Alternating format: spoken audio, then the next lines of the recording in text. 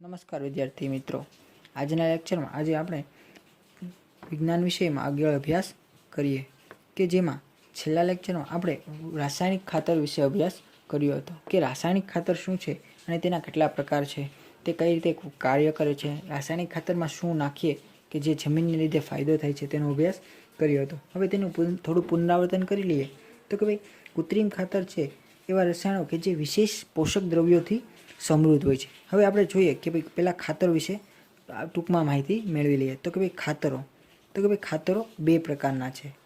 આપણે આગળ જોઈ ગયા હતા ખાતરો કયા બે પ્રકારના હતા તો કે ભાઈ કુદરતી અને કૃત્રિમ। હવે કુદરતી ખાતરોમાં શું હતું? છાણિયું ખાતર, પછી અળસિયાનું ખાતર વગેરે। જ્યારે કૃત્રિમ ખાતરોમાં આપણે જોયું કે ભાઈ યુરિયા, પછી નાઇટ્રોજનયુક્ત, પછી ફોસ્ફરસયુક્ત વગેરેનો આપણે અભ્યાસ કર્યો હતો। હવે એનાથી આગળ આપણે આજે અભ્યાસ કરવાનો છે કે ભાઈ ખેડૂતો છે તે તેના ખેતરમાં ઘઉં અથવા મકાઈ જેવા પાકો જે ઉગાડે છે ત્યારે તેની સારી ઉપજ મેળવવા માટે કૃત્રિમ ખાતરનો અત્યંત વધારે ઉપયોગ કરે છે કે જેથી તેની શું થાય છે કે તેને લીધે પાકમાં સારો એવો નફો થતો હોય છે। હવે જો આપણે જમીનની અંદર ખાતર નહીં નાખીએ તો શું થશે કે ધારો કે આપણે કોઈ પહેલાં અનાજ એટલે કે ઘઉંનો પાક લીધો, પછી આપણે બીજો કોઈ પાક લીધો તો શું થશે કે ઘઉંના પાકને વધારે પ્રકારમાં નાઇટ્રોજનની જરૂર પડશે। પછી આપણે શું કરશું, જ્યારે બીજો પાક લેશું ત્યારે તેમાંથી નાઇટ્રોજન છે તે જમીનમાંથી વધારે પડતું જે જરૂરી છે તેના કરતાં વધારે આપણે આમ નાખવું પડે છે। જો નહીં નાખીએ તો શું થશે કે તે જે બીજો પાક લીધો છે તેને નુકસાન થશે। આથી આપણે કૃત્રિમ ખાતર છે તે નાઇટ્રોજનયુક્ત ખાતર છે તેમાં નાખીએ છીએ। હવે કૃત્રિમ ખાતર છે તેના સ્થાને કુદરતી ખાતરનો ઉપયોગ થાય તો તે વધુ સારું છે, કેમ કે બે પાક વચ્ચે ખેતરને કેટલાક સમય સુધી કાંઈ પણ વાવ્યા વગર ખાલી રાખવું ન જોઈએ કે બરાબર। જોઈએ તો બે પાક વચ્ચે થોડો અંતર રાખવું જોઈએ। એક પાક ઉગાડ્યો અને પછી થોડાક સમય પછી આપણે બીજો પાક ઉગાડવો જોઈએ। તરત બીજો પાક ઉગાડવાથી તેને ખેતરને પણ નુકસાન એટલે મીન્સ કે ખેતરની જે જમીન છે તેને નુકસાન થઈ શકે છે। હવે કુદરતી ખાતરના ઉપયોગથી જમીનના બંધારણ તેમજ જળ સંગ્રહ ક્ષમતામાં વધારો થાય છે। હવે કુદરતી ખાતર છે તેના ફાયદા છે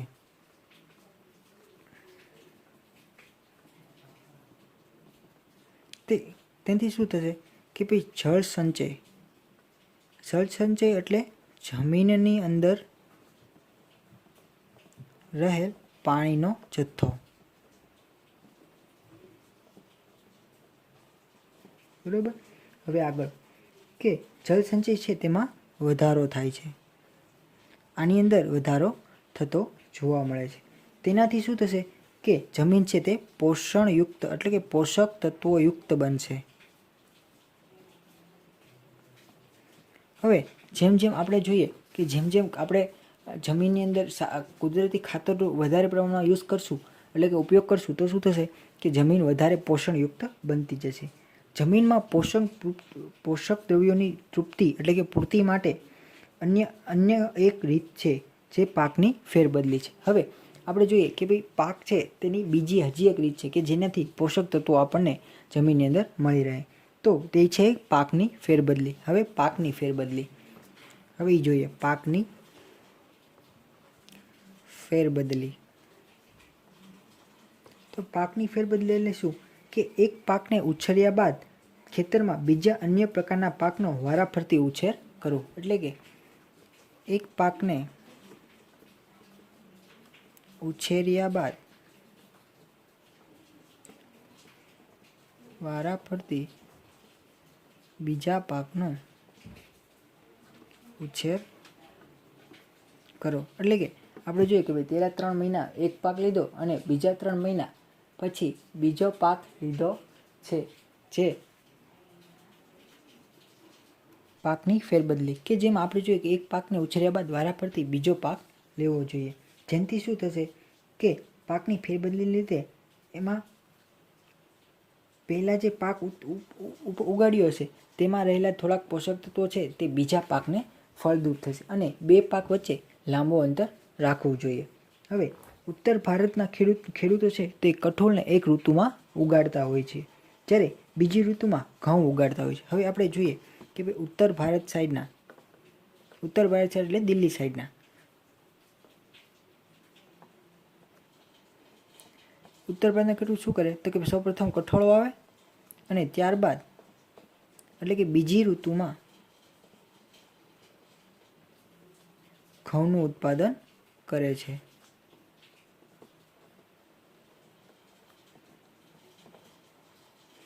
હવે આપણે જોઈએ કે તેનાથી શું થશે કે નાઇટ્રોજનની ઉણપ છે તે સર્જાશે નહીં.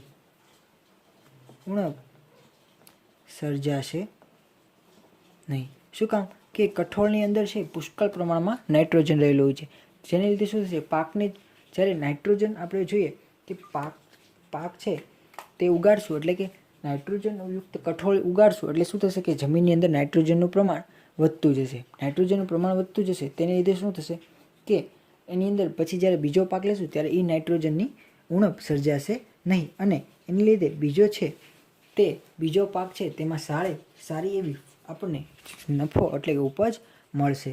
હવે આપણે જોયું કે અગાઉના ધોરણમાં આપણે જોયું કે રાઇઝોબિયમ આપણે જોઈએ કે આગળના ધોરણમાં રાઇઝોબિયમ. હવે રાઇઝોબિયમ એક બેક્ટેરિયા છે, બરાબર. આપણે તમને ખ્યાલ ન હોય તો પુનરાવર્તિત કરી દો કે રાઇઝોબિયમ બેક્ટેરિયા છે એ નાઇટ્રોજનને લીધે થાય છે, નાઇટ્રોજનને લીધે તેની વૃદ્ધિ પામે છે. હવે તે શું કરશે, આ બેક્ટેરિયાનું કાર્ય શું છે કે હવામાંના જે નાઇટ્રોજન છે તેને દ્રવ્ય સ્વરૂપમાં ફેરવે. આપણે જોઈએ કે વનસ્પતિ છે તે છે હવામાં રહેલો નાઇટ્રોજનને કોઈ દી હવામાંથી શોષિત કરશે નહીં, પરંતુ તે જમીનના મૂળમાંથી રહેલો નાઇટ્રોજન છે તે શોષણ કરશે. આ જે બેક્ટેરિયા છે રાઇઝોબિયમ તે વનસ્પતિના મૂળમાં રહેલું હોય છે. તે ક્યાં રહેલું છે? વનસ્પતિના મૂળમાં. હવે આ મૂળમાં રહે તે શું થશે, મૂળમાંની એની મદદથી શું થશે કે નાઇટ્રોજન છે તે વનસ્પતિને મળી રહેશે અને તેને લીધે પાકમાં છે તે નાઇટ્રોજનની ઉણપ સર્જાશે નહીં અને તે વાતાવરણમાં રહેલા નાઇટ્રોજનનું જમીનમાં સ્થાપન કરવામાં કાર્ય કરશે.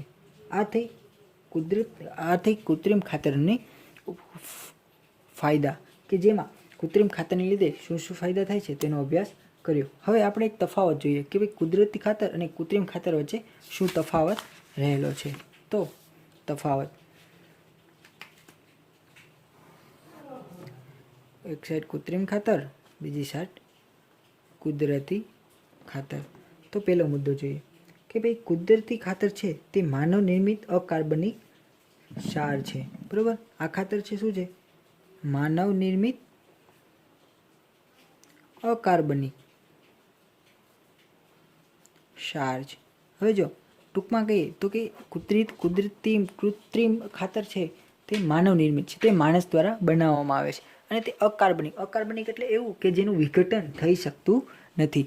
જ્યારે કાર્બનિક હોય એટલે કે કાર્બનનું પ્રમાણ વધારે હોય છે, જ્યારે અકાર્બનિકમાં તે કાર્બનનું પ્રમાણ ઓછું હોય અને તેનું વિઘટન થવામાં ખૂબ જ લાંબો સમય લાગે છે. ઉદાહરણ તરીકે પ્લાસ્ટિક જોઈએ, બરાબર, તો તેનું વિઘટન થઈ શકતું નથી, ખાલી તેના એક સ્વરૂપમાંથી બીજા સ્વરૂપમાં રૂપાંતરિત થાય. આપણે જોઈએ કે ભાઈ સરકાર દ્વારા આપણે પ્લાસ્ટિકની કોથળી ઉપર બેન લગાડવામાં એટલે કે બંધ કરવામાં આવી છે.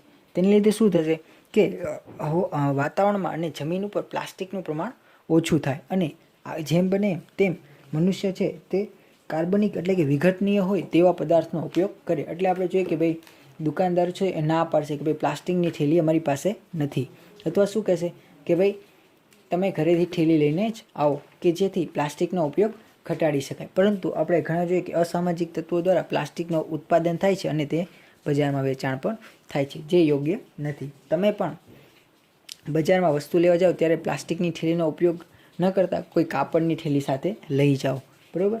હવે બીજું છે હવે આ બીજા મુદ્દો જોઈએ કુદરતી ખાતર, કે જે કુદરતી ખાતર છે તે પ્રાકૃતિક છે, બરાબર. તે પ્રકૃતિ દ્વારા ઉત્પન્ન થાય છે અને એમાં ઉદાહરણ તરીકે શું છે? છાણ તેમજ વનસ્પતિના અવશેષો, બરાબર, વિઘટનથી પ્રાપ્ત થાય છે. બરાબર. હવે જો કાર્બનિક છે બરાબર, તે શું છે, પ્રાકૃતિક કુદરતી છે, તે પ્રકૃતિ દ્વારા મળતું હોય છે અને તે શેમાંથી બને છે કે ભાઈ છાણ તેમજ વનસ્પતિના અવશેષો દ્વારા. બરાબર, અવશેષો એટલે કે વનસ્પતિના ડાળી હોય અથવા પાંદડા હોય તેને વિઘટન કરી તે મેળવી શકાય છે. હવે અહીં બીજું ઉદાહરણ છે, બીજો મુદ્દો છે કે ભાઈ આનું નિર્માણ કારખાનામાં થાય છે. આનું નિર્માણ કારખાનામાં થાય. બરાબર, આપણે કારખાના એટલે કે ઇન્ડસ્ટ્રીયલ ફેક્ટરી હોય તેમાં થાય છે. આ છે તે ખેતરોમાં બનાવી શકાય. ખેતરોમાં બનાવી શકાય એટલે કે એક ખાડો ખોદી તેની અંદર છાણ છે, બીજા ડાળીઓ છે, પછી ડાળખાઓ છે, પાંદડાઓ છે, તેને નાખી અને બનાવી શકાય છે. પછી ત્રીજો મુદ્દો છે કે ભાઈ આ ખાતર છે એ જમીનને સેન્દ્રિય પદાર્થો પ્રાપ્ત થતા નથી. સેન્દ્રિય પદાર્થો એટલે કે જે જરૂરી પૂરતા હોય તેવા પદાર્થો પ્રાપ્ત થતા નથી. જ્યારે કુદરતી ખાતર છે એ જમીનને ભરપૂર પ્રમાણમાં સેન્દ્રિય પદાર્થો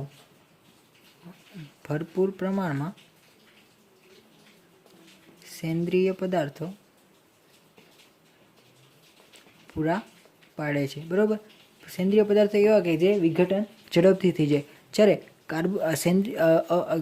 કૃત્રિમ ખાતર છે તેના દ્વારા જે થાય તેમાં સેન્દ્રિય ખાતરો આપણને એટલે કે વિઘટન પામેલા પદાર્થો આપણને મળતા નથી. કૃત્રિમ ખાતરમાં ચોથો મુદ્દો કે ભાઈ કૃત્રિમ ખાતર છે વનસ્પતિ માટે જરૂરી પોષક દ્રવ્યો જેવા કે નાઇટ્રોજન, ફોસ્ફરસ અને પોટેશિયમ ભરપૂર માત્રામાં હોય છે. જો આમાં છે એ નાઇટ્રોજન, ફોસ્ફરસ અને પોટેશિયમ ભરપૂર માત્રામાં હોય છે. જ્યારે કુદરતી ખાતર છે તે વનસ્પતિ માટે જરૂરી પોષક દ્રવ્યો તુલનામાં ઓછી માત્રામાં હોય છે. આમાં શું હોય, ઓછી માત્રામાં હોય કે જે જરૂરિયાત છે તેના કરતાં અલ્પ પ્રમાણમાં પણ કોઈક વાર મળતા હોય છે. તો આ થઈ કુદરતી ખાતર અને કૃત્રિમ ખાતર વચ્ચેનો તફાવત કે જેની મદદથી આપણને ખબર પડે કે કયા ખાતરનો વધારે પ્રમાણમાં ઉપયોગ કરવો જોઈએ. હવે આગળ છે કૃત્રિમ ખાતરના ફાયદાઓ.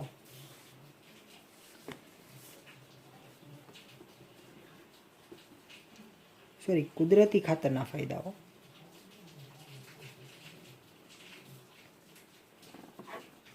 હવે કુદરતી ખાતરના ફાયદા કે ભાઈ જૈવિક ખાતર છે એટલે કે કુદરતી ખાતર છે તે કૃત્રિમ ખાતરની તુલનામાં વધારે સારું ગણવામાં આવે છે. શું કામ? તો કેમ કે તેનું વિઘટન ઝડપથી થાય છે, તે સરળતાથી બનાવી પણ શકાય છે અને તેમાં ભરપૂર માત્રામાં કાર્બોદિત પદાર્થો રહેલા હોય છે. જ્યારે જે કૃત્રિમ ખાતરો છે તેમાં આ પ્રમાણમાં આના સાપેક્ષે ઓછા જોવા મળે છે. તો એમાં પહેલો મુદ્દો છે કે તેનાથી જમીનની જળ ધારણ ક્ષમતામાં વધારો થાય. આપણે આગળ અભ્યાસ કરી ગયા કે જળ ધારણ ક્ષમતા છે વધારો થાય. બીજું છે કે તેનાથી જમીન છિદ્રાળુ બની જાય છે. આનાથી શું થાય? જમીન છિદ્રાળુ બને. બરાબર, અને એની રીતે શું થાય કે વાયુ વિનિમય વધારે થાય. વાયુ વિનિમયમાં વધારો થવો એટલે શું કે જમીનમાં હવાનું દબાણ હોય એ પ્રમાણમાં યોગ્ય થાય છે. બરાબર, હવે જોઈએ કે ભાઈ જમીનની અંદર યોગ્ય પ્રમાણમાં હવાનું દબાણ રહેલું છે તેને લીધે શું થશે કે પાકને યોગ્ય પ્રમાણમાં ઓક્સિજન એટલે કે કાર્બન ડાયોક્સાઇડ વાયુ જેને જરૂરી ઉપયોગી હશે તે મળી રહેશે અને જમીનના મૂળ સુધી, વનસ્પતિના મૂળ સુધી તે પહોંચી શકશે. પછી શું છે કે સૂક્ષ્મજીવોનો વધારો થાય. હવે ફાયદાકારક સૂક્ષ્મજીવો છે વનસ્પતિને ફાયદાકારક સૂક્ષ્મજીવો છે તેમાં વધારો થાય છે. બરાબર, તેની લીધે શું થાય કે જેમ સૂક્ષ્મજીવોનું પ્રમાણ વધશે તેની લીધે શું થશે કે તેની લીધે આપણે જોઈએ કે વનસ્પતિમાં છે વૃદ્ધિ પ્રમાણમાં વધારે થશે અને એની લીધે આપણે પાકમાં પણ વધારે ફાયદો થશે ને પાકમાં ફાયદો થાય તો આપણે ખેડૂત છે તેને ઉપજ પણ સારી મળી રહેશે. છેલ્લો મુદ્દો છે કે જમીનના બંધારણમાં સુધારો થાય છે. જમીનના બંધારણમાં સુધારો થાય. જમીનના બંધારણમાં સુધારો થયો એટલે શું કે જ્યાં પોચી જમીન હશે, બરાબર, કડક જમીન હશે તે પોચી બની જશે. પછી યોગ્ય પોષક તત્વો નાઇટ્રોજન, ફોસ્ફરસ એવા પોટેશિયમ જેવા પદાર્થો તેમાં પહોંચી શકશે, બરાબર. તો આ રીતે આપણે થયું કુદરતી ખાતરના ફાયદાઓ. હવે આપણે જોયું કે ખાતરો કઈ રીતે ઉમેરવા, કયા ખાતરો વધારે ફાયદાકારક, કયા નુકસાનકારક, કેમાં વધારે પ્રમાણમાં પોટેશિયમ રહેલું છે, એમાં વધારે ફાયદો થાય છે, તેનો અભ્યાસ કર્યો. હવે આ બધું તો થઈ ગયું, પરંતુ આપણે બધું ક્યારે જમીન હોય તેમાં આપણે જોઈએ કે ભાઈ પાણી વગર કોઈ વનસ્પતિ છે તેની વૃદ્ધિ થતી નથી. પાણી હશે તો જ વનસ્પતિમાં વૃદ્ધિ એટલે કે ગ્રોથ જોવા મળે છે અને વધારે વૃદ્ધિ વિકાસ થાય છે. હવે પાણી મેળવવા આપણે શું કરશું? સિંચાઈ પદ્ધતિનો ઉપયોગ કરશું. તો આજે હવે આપણે સિંચાઈનો અભ્યાસ કરીએ. સિંચાઈ એટલે શું કે ભાઈ જીવિત રહેવા માટે પ્રત્યેક સજીવને પાણીની જરૂર આવશ્યક છે. અમે અભ્યાસ કીધું કે ભાઈ ગમે તે વ્યક્તિ હશે, આપણે પાણી વગર નહીં ચાલીએ. ખાધા વગર રહી શકીએ 2 દિવસ, પણ પાણી વગર રહી શકીએ નહીં. વનસ્પતિની વૃદ્ધિ અને વિકાસ માટે પાણી અગત્યનું છે, બરાબર. અને વનસ્પતિમાં મૂળ દ્વારા પાણીનું શોષણ થાય છે. હવે જોઈએ કે વનસ્પતિમાં મૂળ દ્વારા પાણીનું શોષણ થાય, બરાબર. હવે આગળ જોઈએ કે વનસ્પતિમાં લગભગ 90% પાણી છે તે તેના દ્વારા શોષાય. 90% પાણી મૂળ દ્વારા શોષિત થાય, બરાબર. હવે પાણી એ આવશ્યક છે કારણ કે બીજનું અંકુરણ સૂક્ષ્મ પરિસ્થિતિમાં થતું નથી. હવે પાણી વગર બીજનું અંકુરણ થશે નહીં, એટલે પાણી વગર બીજનું અંકુરણ ન થાય. આપણે જોઈએ કે ભાઈ આપણે ઘરમાં કોઈ ગુલાબડી વાવી હોય, બરાબર, ગુલાબ વાવી હોય તો શું થાય કે એમાં પાણી ન નાખીએ તો શું થાય, અમુક ટાઈમ પછી તે કરમાઈ જાય છે. તો તે કરમાઈ ન જાય તે માટે આપણે શું કરીએ કે બીજ એના વૃદ્ધિ અને વિકાસ એટલે અંકુરણ માટે આપણે એમાં પાણી યોગ્ય પ્રમાણમાં નાખતા રહીએ છીએ. હવે પાણીમાં છે અમુક પ્રમાણમાં ખનિજોનું વહન, એટલે ઓગળેલા ખનિજો છે તેનું વહન વનસ્પતિના પ્રત્યેક ભાગમાં થાય છે. આપણે જોઈએ કે આપણા શરીરની અંદર રુધિર છે, એની અંદર પણ 70 થી 80% પાણી રહેલું છે. તેની લીધે શું થાય કે આપણું બ્લડ છે એટલે કે રુધિર છે, લોહી છે, તે હરતું ફરતું રહે છે. હવે જો આપણે મનુષ્યમાં પણ આવ્યું હોય તો વનસ્પતિઓમાં પણ એવું કોઈ હશે કે જેમાં પાણી દ્વારા ઓગળેલા ખનિજો છે તેનું વહન થાય છે, બરાબર. હવે તે પાકની ઠંડી તેમજ ગરમ હવાથી રક્ષણ આપે છે. તે શું થશે કે પાણી દ્વારા ઠંડી એટલે કે ઠંડી અને ગરમ હવા તેના માટે રક્ષણ આપે, બરાબર. ખૂબ ઠંડો પવન હોય તો તેના સામે રક્ષણ આપે અને ગરમી હશે તો તેને પણ રક્ષણ એટલે યોગ્ય રક્ષણ આપશે. સ્વસ્થ પાક હોય એટલે કે જે તંદુરસ્ત પાક હોય તેને ઉછેર માટે જમીનમાં પાણીનો ભેજ જાળવી રાખવા માટે ખેતરમાં નિયમિત રૂપે પાણી આપવું આવશ્યક છે. જો નિયમિત રીતે પાણી ન આપીએ તો તે પાકને નુકસાન કરે છે. આપણે જોઈએ કે ભાઈ કમોસમી વરસાદ થાય એટલે કે કમોસમી વરસાદ એટલે શું કે જ્યારે વરસાદની ઋતુ હોય તે સિવાય વરસાદ થાય તો તે કમોસમી વરસાદ કહેવાય. હવે શું થાય, એની લીધે શું થાય કે પાકને પુષ્કળ પ્રમાણમાં પાણી જરૂરી હોય, પરંતુ વરસાદને કારણે શું થાય કે પાણી વધારે પડતું મળી જાય, તેને લીધે પણ પાકને નુકસાન થતું જોવા મળે છે. સમયાંતરે ખેતરમાં પાણી પૂરું પાડવાની જે ક્રિયા છે તેને સિંચાઈ કહે છે. તો સિંચાઈની વ્યાખ્યા જોઈએ કે ભાઈ સમયાંતરે ખેતરમાં પાણી પૂરું પાડવાની ક્રિયા, બરાબર. સમયાંતરે ખેતરમાં પાણી પૂરું પાડવું એટલે કે યોગ્ય સમય આવે કે ભાઈ સવારે આપણે પાણી આપીએ, પછી બપોરે, પછી સાંજે, એમ સમયાંતરે પાણી યોગ્ય પ્રમાણમાં વનસ્પતિને પહોંચાડવું. તેને લીધે શું થશે કે પાણીને લીધે વનસ્પતિમાં વૃદ્ધિ થશે. સિંચાઈનો સમય અને માત્રા દરેક પાક મુજબ, જમીન મુજબ અને ઋતુ મુજબ જુદા જુદા હોય છે. હવે સિંચાઈ છે તે પાક મુજબ, જમીન મુજબ અને ઋતુ મુજબ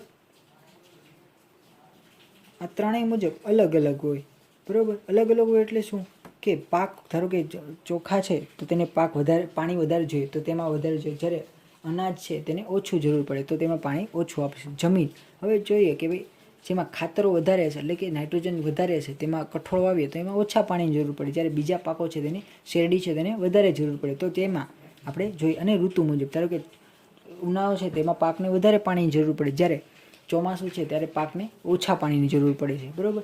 તો આ થયું ઋતુ મુજબની માહિતી. જમીન છે તેમજ